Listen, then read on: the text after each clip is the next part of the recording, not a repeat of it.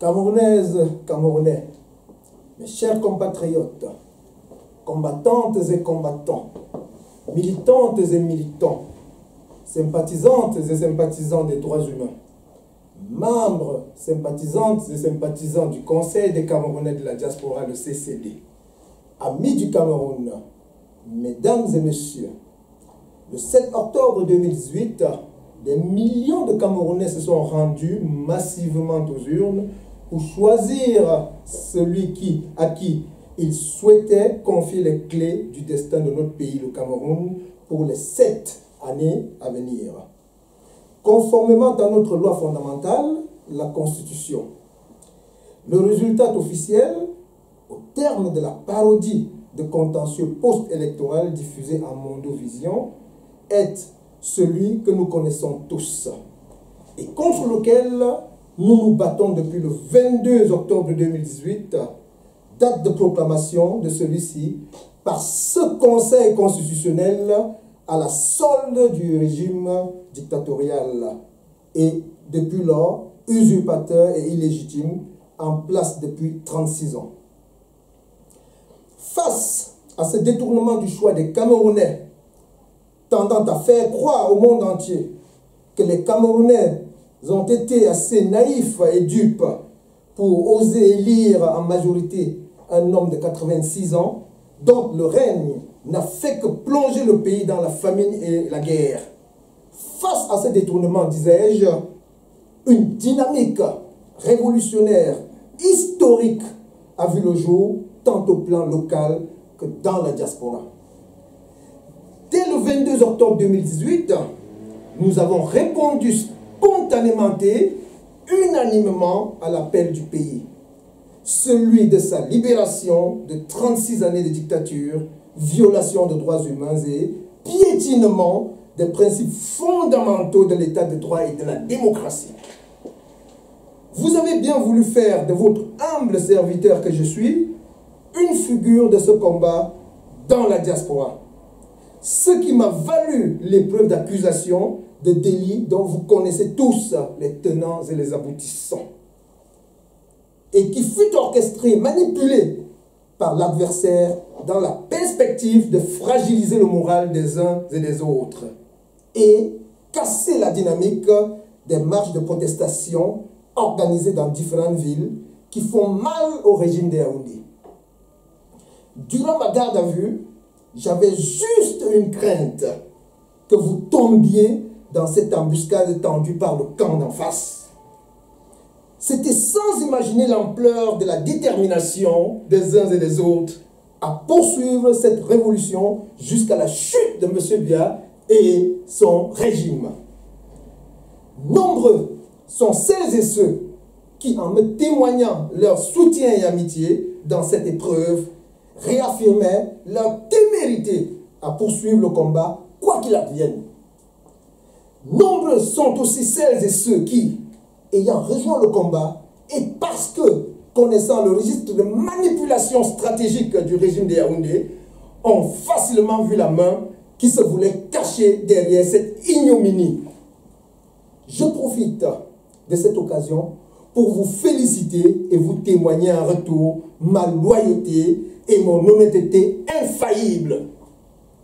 Vous qui, depuis le 22 octobre 2018, bravez les conditions météorologiques et sociales de divers ordres pour protester dans les différentes villes de vos pays d'accueil et dénoncer le hold-up électoral au Cameroun. Vous, amis du Cameroun, qui avez une pensée pour ce peuple opprimé par une élite compradore, recevez mes sincères félicitations et hommages pour votre œuvre, votre combat pour le triomphe de la vérité des urnes et la dignité du peuple camerounais. Grâce à vous, nous avons obtenu des organisateurs du sommet sur la paix des 11, 12 et 13 novembre 2018 en France l'annulation de l'invitation de M. Biya. Grâce à vos actions, vous avez poussé certains acteurs de la culture à comprendre qu'ils sont condamnés à être du côté du peuple. Les officiels camerounais que vous identifiez désormais sous le vocable de sardinards n'ont jamais vu leur séjour en Europe aussi hypothétique et menacé.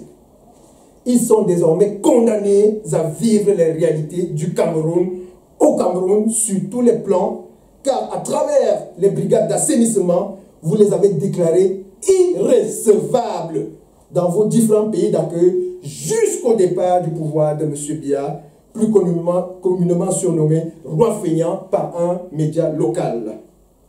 Nos efforts ne sont donc pas vains. Nous sommes sur le chemin de la vérité. Vous avez la vérité avec vous. La peur a changé de camp. M. Biya et son entourage incompétent savent que ce n'est plus qu'une question de temps. Chères combattantes, chers combattants, la victoire finale est à notre portée. Nous devons aller la chercher. 2019 entrera dans les marbres de l'histoire de notre pays comme année de la libération grâce à vous. Cela passera par une réorientation stratégique de notre révolution. Un sursaut qualitatif et quantitatif est indispensable. Nous devrons, plus que jamais, mutualiser nos forces en diaspora, coordonner nos actions et nous concentrer sur l'unique cible et nœud gardien de l'oppression du peuple, le rétablissement de la vérité des urnes.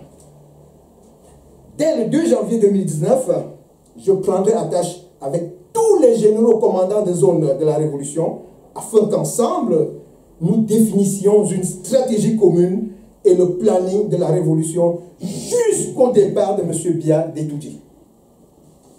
En marge de cette démarche vis-à-vis des généraux commandants de zone, le Cameroun ayant un grand besoin de tous ses enfants, y compris ceux qu'il a adoptés, nous prions tous ceux qui, portés par la peur ou les hésitations, n'ont pas voulu prendre le train de la Révolution, à nous rejoindre, quelle que soit la forme de la participation. À toi qui souhaite l'émancipation du Cameroun, à toi qui veux participer à la lutte pour un meilleur avenir des générations futures, à toi qui souffre dans ta chair du fait de la misère infligée au peuple camerounais par 36 ans de pouvoir de M. Biya, à toi qui as cédé par erreur à la sirène de la division sectaire, à vous qui m'écoutez, je vous exhorte tous à rejoindre le combat. Ne cédez pas aux manipulations du tribalisme et de l'affrontement entre partis politiques de l'opposition, car nous avons un ennemi commun. Venez, chers Camerounaises et chers Camerounais, du nord au sud, de l'est à l'ouest, afin qu'ensemble, nous achevions le chantier de la libération du Cameroun, lancé il y a plusieurs décennies par nos aînés. Donnons à nos frères et sœurs la possibilité de retrouver leur dignité. Unissons-nous pour offrir aux générations à venir un Cameroun dans lequel il fait bon vivre. La gravité de la situation de notre pays est palpable à travers la partie anglophone, à laquelle M. Biya a déclaré la guerre depuis 24 mois. Un affrontement inutile entre les fils du Cameroun qui a endeuillé plusieurs familles et continue de le faire. Nombre de ces Camerounaises et Camerounais du nord-ouest et du sud-ouest ont été contraints à tout abandonner pour se retrouver soit au Nigeria voisin, pour le grand nombre, soit dans certaines villes du pays. Nous devons manifester notre solidarité à toutes ces personnes victimes de cette sale guerre. En cette période de fin d'année, ayons un grand élan de cœur pour elles. Répondons tous à cet appel du président élu, son Excellence Maurice Kamto, en prenant attache soit directement avec la fondation Aya Aya, ou alors avec les personnes qui ont bien voulu se constituer en relais dans la diaspora. Ayons un moment de prière pour nos frères et sœurs qui ont hélas perdu la vie dans cette guerre politique. Nous formulons le vœu de les voir très vite érigés en martyrs aux côtés des pères de la lutte pour l'émancipation du peuple camerounais. 2019 étant placé sous le sceau de la libération de notre peuple, nous formulons pour notre pays le vœu de ne plus voir un seul de ses enfants tomber sur le champ de sa libération. Bonne et heureuse année 2019, année de la libération du peuple camerounais. Par nous et pour les générations futures, le combat continue. Vive le peuple camerounais, vive le Cameroun!